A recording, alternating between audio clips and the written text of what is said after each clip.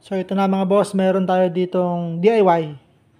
Ginawa natin ng paraan yung sira ng battery ng impact drill na brushless. Ito siya mga bossing. So ang nangyari, pag nung tinester natin, isa-isa yan, tinester natin.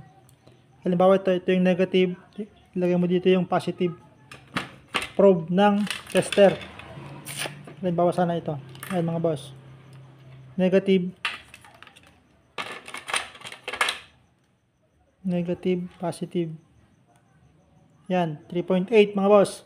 At least dapat hindi bababa sa 3.5. So ito naman. Yan, 3.8. So ganun lang, ito yung negative niya mga boss. Pag mayroon yung pailalim, positive yon. Negative naman to, ito yung katapat niya, positive. Yan, 3.85 pa rin mga boss.